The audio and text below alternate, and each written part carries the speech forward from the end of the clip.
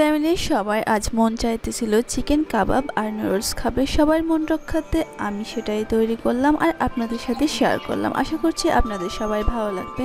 আসসালামু আলাইকুম এভরিওয়ান, কেমন আছেন সবাই? আশা করছি সবাই ভালো আছেন। আলহামদুলিল্লাহ আমিও ভালো আছি। তারপর আমি চলে আসলাম কিচেনে এসে আমি সবকিছু প্রিপেয়ার করা শুরু করে দিলাম। যেমন টমেটো কুচি, কাঁচামরিচ কুচি, পেঁয়াজ কুচি, গাজর, চিকেন। আসলে আমি ভালো কাটতে পারি না, সেটা আপনারা ভিডিওতে দেখতেই পাচ্ছেন। যতটুকু পারতেছি ততটুকু আপনাদের সাথে শেয়ার করতেছি। এই যে দেখতেই পাচ্ছেন আমি থালা সবকিছু সুন্দর করে সাজিয়ে নিয়েছি, দেখতে ভালোই দেখাচ্ছে। এরপর আমি কড়াই বসিয়ে দিয়েছি, কড়াইতে পানি দিয়ে দিয়েছি। পানি গরম হয়ে আসলে আমি নুডলসগুলো দিয়ে দিয়েছি। নুডলস আমি 5-6 মিনিট ধরে সেদ্ধ করে নিয়েছি, এরপর নামিয়ে নিয়েছি। নুডলসে আমি ঠান্ডা পানি দিয়ে দিয়েছি যেন একটার সাথে একটা না লেগে যায়। এরপর আমি তেলে সব কিছু দিয়ে দিচ্ছিলাম, পেঁয়াজ কুচি, কাঁচামরিচ কুচি, গাজর, চিকেন সব কিছু দিয়ে আমি এগুলো কিছু সময় ধরে ভাজতেছিলাম যেন সব কিছু সেদ্ধ হয়ে আসে।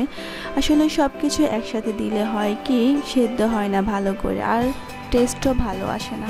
এরপর আমি সব মশলা একে একে দিয়ে দিচ্ছিলাম, লবণ, আদা রসুন বাটা, ধনিয়া গুঁড়া, জিরার গুঁড়া, ম্যাগি মশলা, সয়া সস সব কিছু দিয়ে ভালোভাবে ভেজে নিয়েছি। এরপর দিয়ে দিয়েছি নুডলস দিয়ে 2-3 মিনিট ভাজার পর আমার মনে আসে যে আমি ডিম দিই নাই। এরপর এক সাইড করে ডিম দিয়ে ডিম সহ ভালোভাবে মিক্স করে সব শেষে টমেটো দিয়ে দিই। টমেটো প্রথমে দিলে হয় কি এগুলো নরম হয়ে যায় আর খেতে ভালো লাগে না। দেখতেই পাচ্ছেন নুডলসগুলোর খুব সুন্দর কালার চলে এসেছে। বাসায় একবার হলেও ট্রাই করে দেখবেন, আশা করছি ভালো লাগবে। এরপর আমি তৈরি করব চিকেন কাবাব। চিকেনগুলোকে আমি খুব সুন্দর করে ধুয়ে নিয়েছি। ধোয়ার পর দিয়ে দিচ্ছি লবণ, আদা রসুন বাটা, ধনিয়ার গুঁড়া, জিরার গুঁড়া, কাবাব মশলা, সরিষার তেল, একটু মরিচের গুঁড়া, সয়া সস। আমার বাসায় লেবু ছিল না তাই আমি লেবুর রস দিতে পারিনি, আপনারা দেওয়ার চেষ্টা করবেন। সব কিছু মিক্স করে আমি 20 মিনিটের মতো ম্যারিনেট করে রেখে দিয়েছি।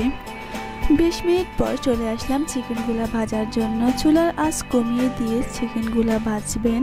চুলার আঁচ বাড়িয়ে দিলে হবে কি চিকেনগুলো উপর থেকে পুড়ে যাবে কিন্তু ভিতরে হবে না, তাই চুলার আঁচ কমিয়ে দিয়ে চিকেনগুলো সময় ধরে ভাজবেন যেন মাংসগুলো ভিতর থেকে সফট হয়ে যায়। কিছুক্ষণ পর পর চিকেনগুলো উল্টে পাল্টে দিবেন যেন এপিট ওপিট ভালোভাবে হয়ে যায়। দেখতেই পাচ্ছেন চিকেনগুলোর খুব সুন্দর কালার চলে এসেছে। এবার তুলে নেবেন, পরিবেশনের জন্য তৈরি। আজকের ভিডিও এই পর্যন্তই। দেখা হবে অন্য কোনো ভিডিওতে। আমার পেজটি ফলো করবেন, লাইক কমেন্ট শেয়ার করে পাশে থাকবেন। ভালো থাকবেন, নিজের খেয়াল রাখবেন। আল্লাহ হাফেজ।